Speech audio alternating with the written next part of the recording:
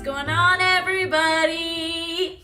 Welcome back to Movies HQ, your place for movie reviews. Here at Movies HQ, we do rank our movies using a 5-category system, looking at cast, plot, production design, sound, and directing, and take the average of these categories to give the movie its overall score.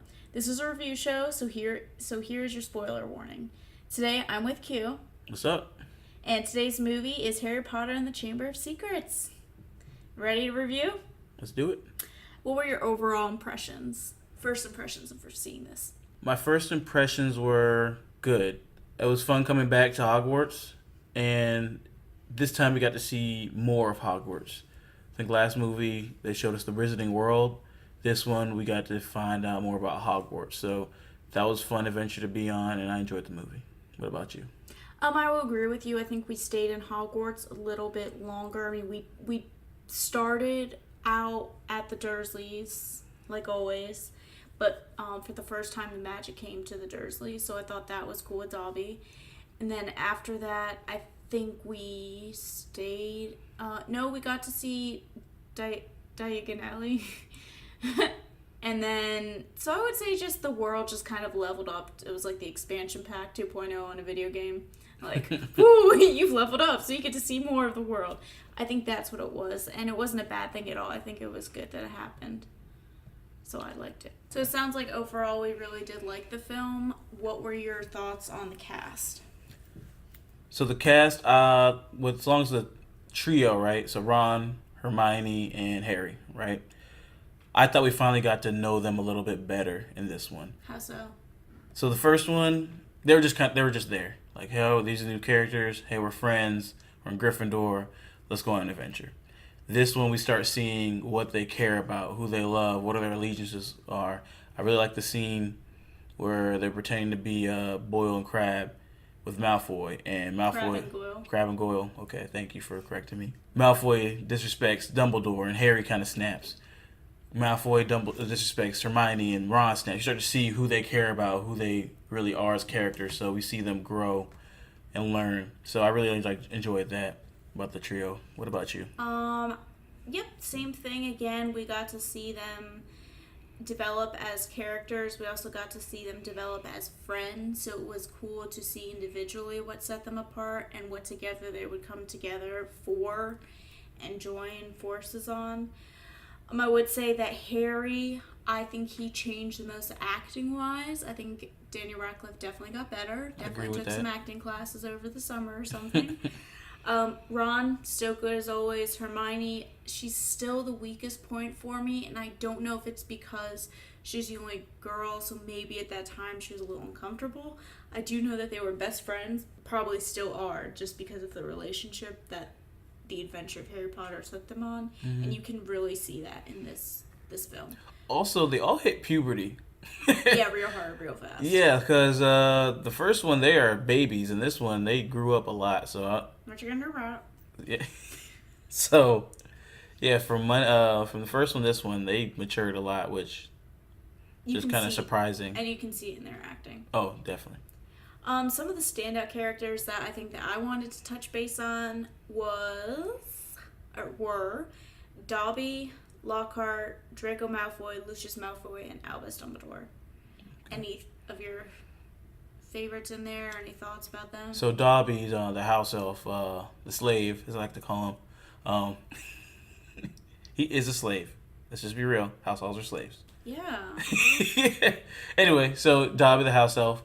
So Dobby, trying to protect Harry Potter, comes out of nowhere, don't know why, and he's just a fun character to have in this series because that's the magic of Harry Potter. Something like that can just come in and out of nowhere and change the whole game up, really.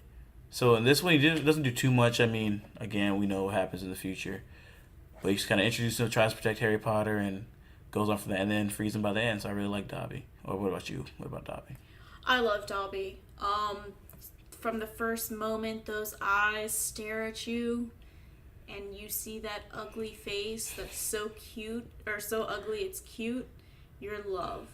Yeah. And I also like the fact that it's a cross between, I think the most relatable thing in reality that I can relate to Dobby is a dog.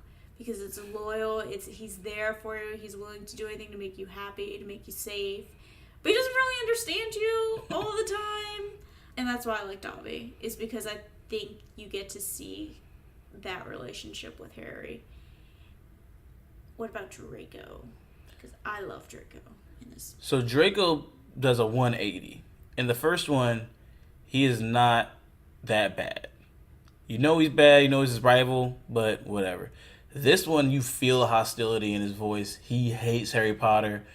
You start to realize something is rotting his soul. There's a lot more anger and malice in this performance by whoever plays Draco. And you get to meet Lucius Malfoy, his dad, too. And you also, by the end of the movie, you figure out there's something bigger at hand here. With the dad's meddling with kids' things and Tom Riddle and putting that book into Ginny's cauldron, you're starting to see that this Voldemort thing and this otherworldly thing is bigger than it seems. And that's well done. And you see where Draco gets his hatred from. So I like that. I think it was played very well. And I know it's just building blocks for more to come. And I think they set the bar with this one. I will agree with you. I think it was nice to see Draco in the first movie. And obviously he hates Harry, but you don't know why. And the fact that you got to meet Lucius, it explains Draco perfectly. Yep. And I love how well they look alike. Yeah, okay. I like how they resemble each other. They have very similar personalities, and I think in a sense you can still feel that Draco is a little lost. Like, I hate you because you're Harry Potter, but Lucius Malfoy is like,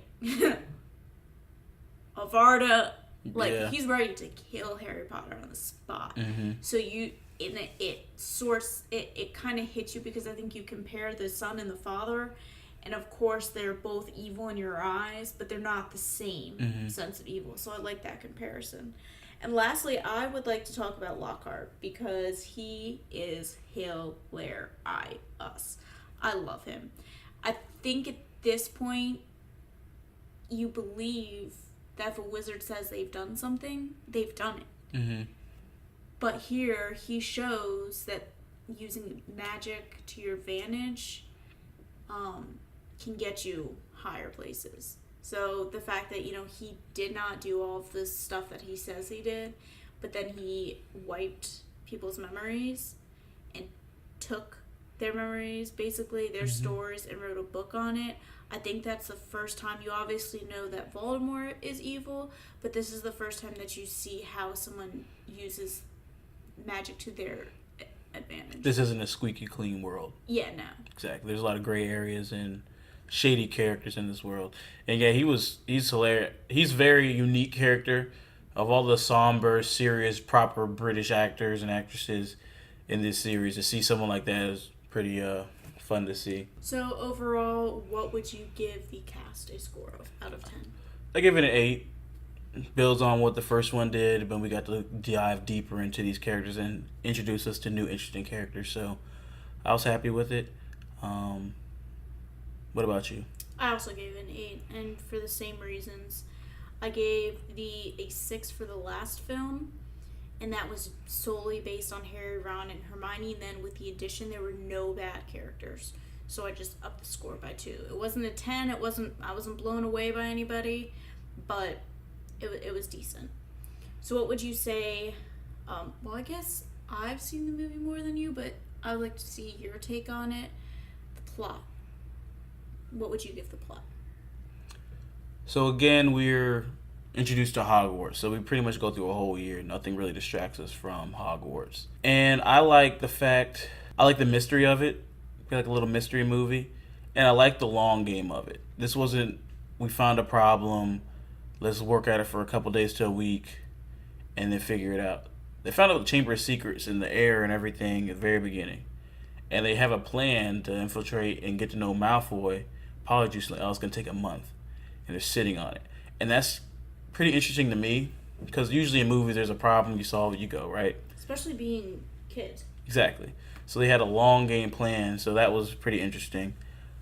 And then just basically while they're sitting on that, they're just kind of slowly pulling pieces together, and it felt very organic to me. That's why I liked it so much. From Harry figuring out that parcel tongue's not a thing.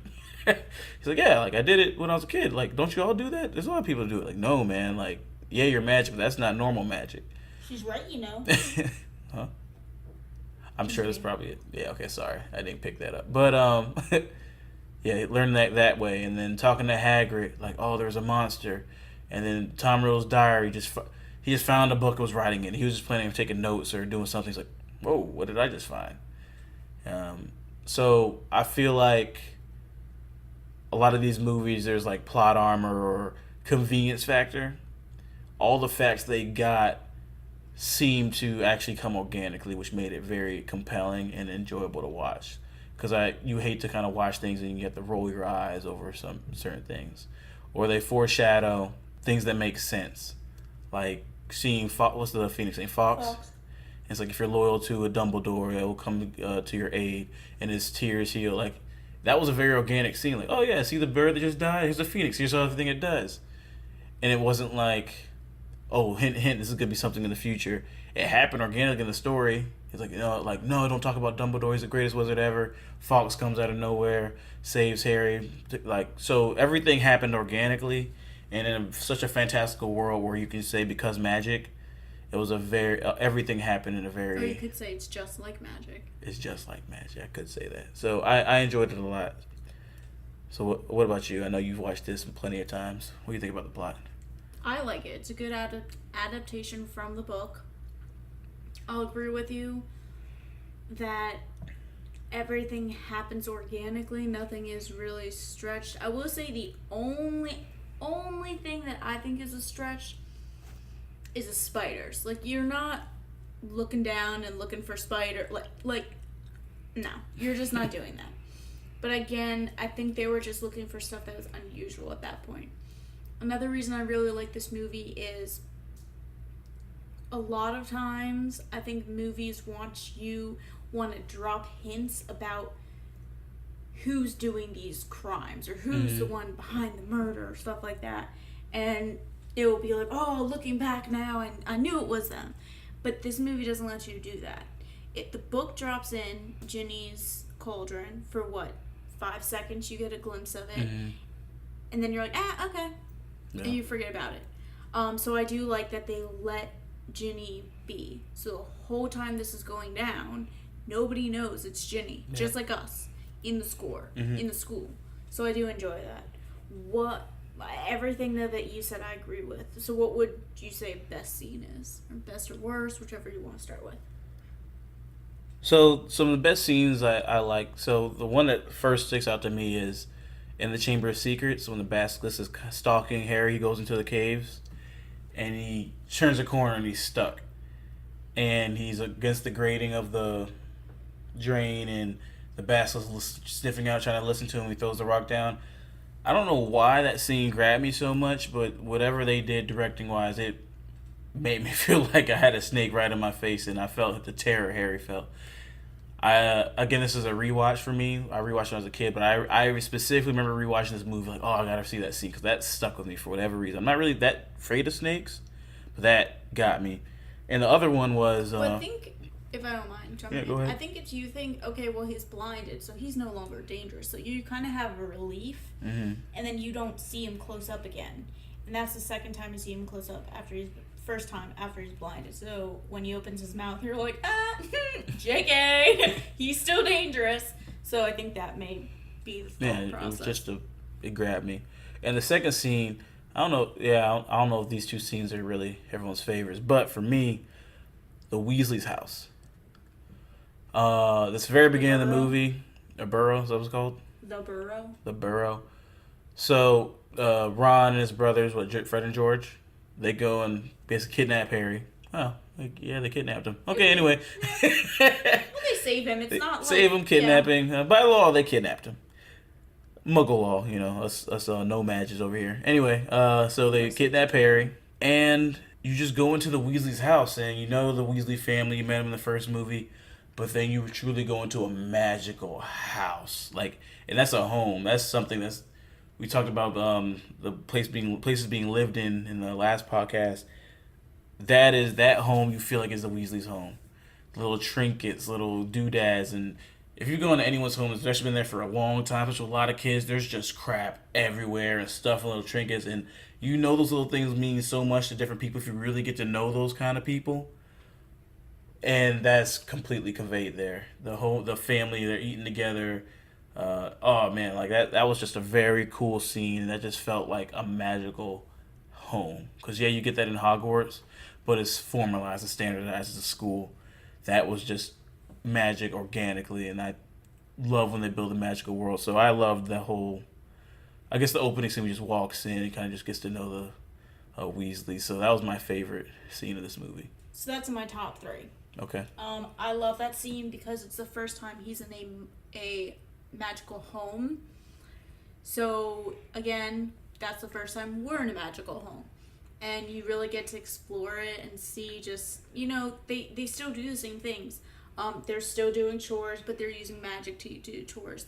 The mom, Miss Weasley, oh my gosh, she's incredible. When she comes downstairs, where have you been?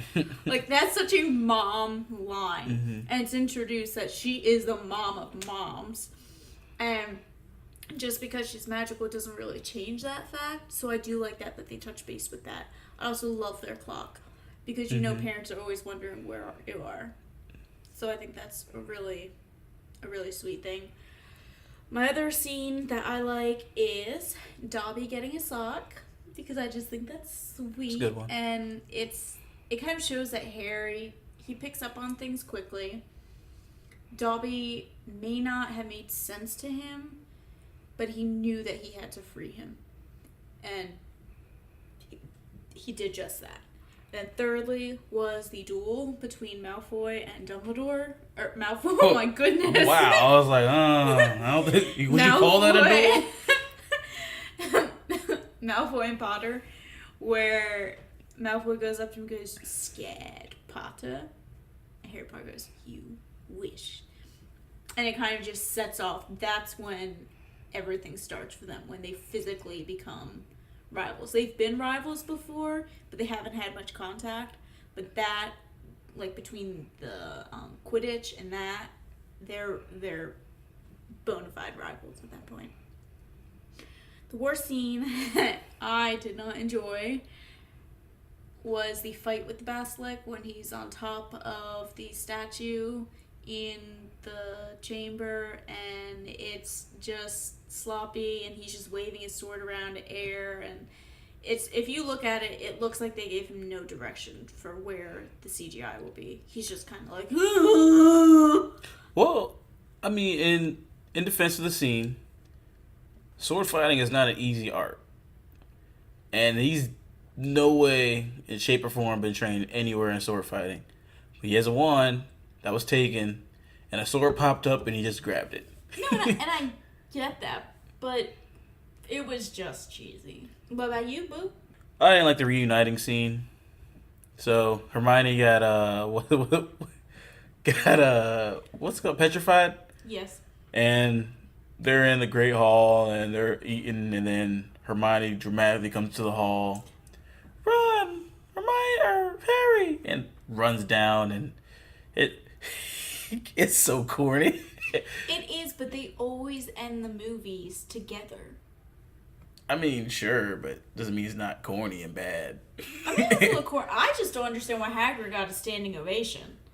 He got sent to Azkaban and came back. I understand that, but I'm just asking, when I go to work and I come home, can you give me a standing ovation? If you go to jail, if you go to the worst jail there is and come back after being false accused, I'll do that for you. Okay, thank you. So, that's that's my worst scene. Okay, fair enough. So I think we both chose scenes that may not be terrible, but they're definitely corny or cheesy. Yeah. So they stand out. So what did you give plot? Give it a 9. Okay, so I gave it an 8. Again, there are some more cheesier moments, I think, in this one than the first one, to be honest. So that brought my score down a little bit. 9. I enjoyed it. I'm impressed with how organic everything was, so yeah, I give it a 9. Okay. The only reason I didn't give it a 10 is, again, it's a long series. We don't have all the answers to all the questions we want. So I don't think you can really close a plot for a movie unless you have all your answers, if that makes sense. Yep. So I gave it a 9. Okay. So we know that Harry Potter is living in a magical world that we all wish we could live in, at least me. So do you get a good feeling from the production design? Does it carry over from the first one, the first film? What do you think? Absolutely. So I gave the last movie a 10. I'm giving this movie a 10 too. This one, we got to explore Hogwarts. So last movie explored the Wizarding World. This one explored Hogwarts. We also explored Hogwarts in the last one. You got a taste of Hogwarts. You got a bits and pieces of everything. So you got the first one, you got the ghosts, you got the paintings, you got the stairs, you got everything. But now you're starting into the lore of Hogwarts. Okay. You get into the history of Hogwarts. Things that happened generations ago are affecting them now. And that Well, I will point out that Hermione reads History of Hogwarts. she does. Hogwarts, a history, and she does mention that. So I just think that you already kind of know the background of Hogwarts, or you learned about some of it in the first one. Yes. I mean, that's part of the world building, but the production design, just the fact that, so it's a castle, right? A castle can be pretty bland. And the way they bring life to it without making it seem excessive impresses me. So in this one, you have those screaming plants. I don't know, like the herbivores, and you go into the Quidditch matches. You go further into that. You go further into the secret rooms and chamber of secrets. Like there's a whole bathroom not being used. Why is that? It's Moaning Myrtle. Someone died. No one's using this. Like you just get to learn the nooks and crannies of Hogwarts in this movie. The first one, you get the common spaces, Great Hall, couple classrooms, their dorms. But now we go into Slytherin's dorm rooms. We go into you felt more into it, so it wasn't as expansive as the first one. But the way they expanded the Wizarding World in the first one, they expanded Hogwarts in this one, so that's why I gave it a 10. So I agree with you completely. I gave this a 10. And I will agree with you that in the first film, you were introduced to Hogwarts, and it was kind of like being a freshman on campus. You're just kind of worried to like go out of your normal route, so you just kind of put your head down and just go to your classes. You do what you need to do, unless you're Harry Potter and his little trio, and they did go off the beaten path a few times. But in the second one, what I like is there's more introduction of the Wizarding World, not just in the plot, but on the sets. So, again, they're not just throwing you into the world and be like, this is all you need to know, blah, blah, blah. They're giving you a chance to dissect it. Well, I guess dissect it too, but digest it. Mm-hmm. So, like you said, in the first Harry Potter, we know who Flitwick is. So we know who McGonagall is. Mm-hmm. We don't know about herbology. So then we get to see the mandrakes. And we get to see a little bit more, I would say, of Snape and Harry's relationship. Mm-hmm. That's not production, but that's fine. Just an example there. I also like the fact that the details stand out. So before, pictures didn't talk to you in the first. Well, they did. The hanging portrait at the door, talked to you, but they talk to you even more now, or them even more now. The world even more. So I gave it a 10. Speaking about 10 out of 10, what did you give the sound or score? Gave it an 8 again. You didn't like that score, but no, I gave it a 10. I just don't understand you. I got the same feeling from the first one as this one. I'm waiting for a movie to just suck me in completely with every sound, everything, because so you want all your senses to be in yes and believable. Yes, because remember the last movie I gave a 10 was Creed 2, and those boxing scenes had me wrapped around their finger. I haven't had that with the Harry Potter experience yet. So yes, the production is there, and yes, these are getting some pretty high scores from me. These movies, But as far as sound, I have not been just like pulled in by the world, and I think what's gonna get me there completely is that sound design. I think it's coming up. Again, this is a rewatch for me. Haven't seen these movies like you have, but it's still 8. So again, I would say 10 because of that score. The score is incredible to me. It really is. You hear that score and you're taken to someplace specific.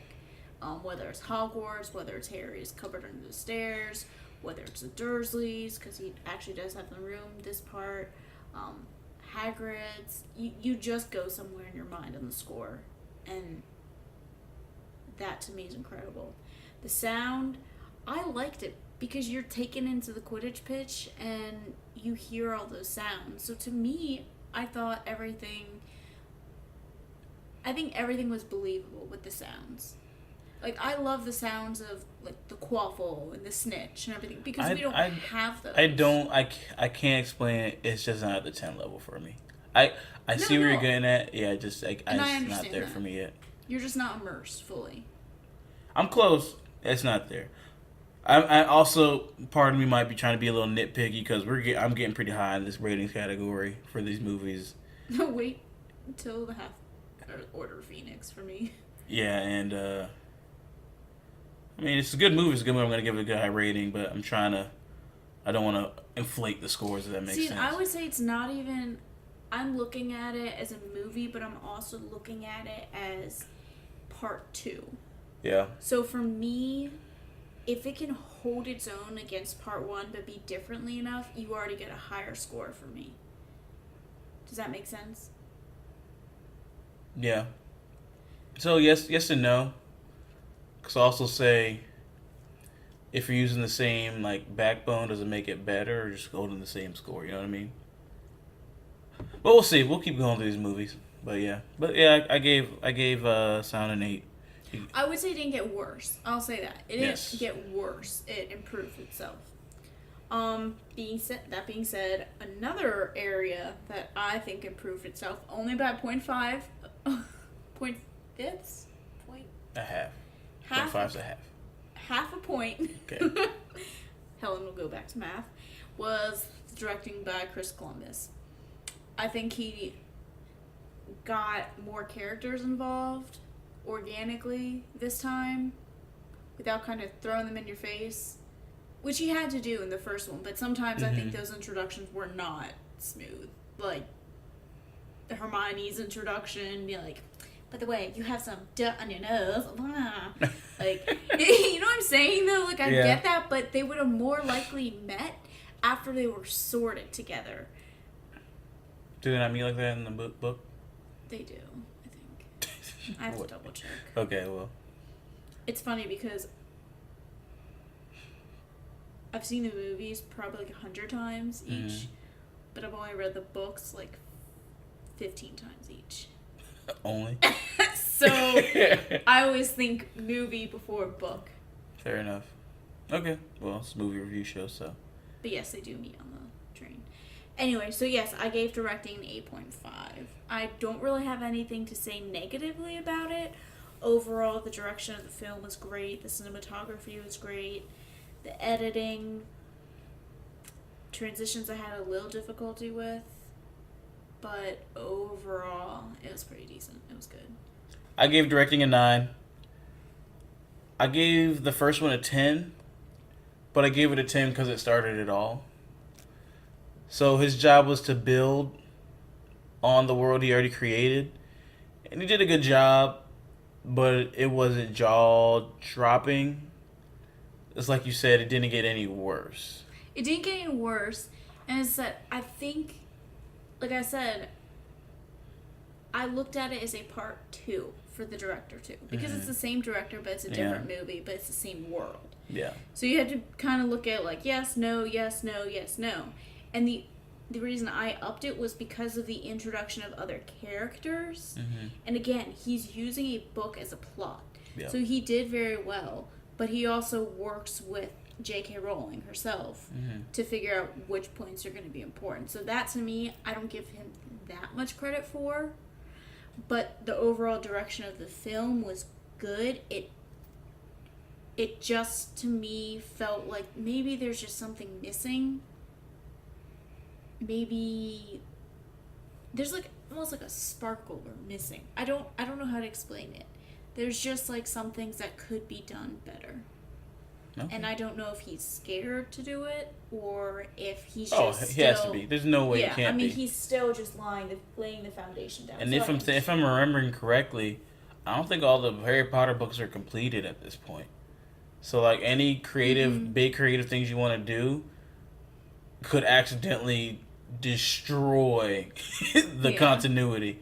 So you have to play it safe for him. And I mean, I'm not trying to bail him out, but no, and that's why I'm unless you got that okay from like J.K. Rowling. Well, that's why I'm being much more lenient on these movies. I'll grade the ones after it a little more harder, but for overall, this is setting up. This is a life-changing universe that's being created. Like it'll probably go down in history. I think it already has. Yeah. So to me, I can't fault him. Yeah. Okay. Yeah. So directing 9 for me. Yep.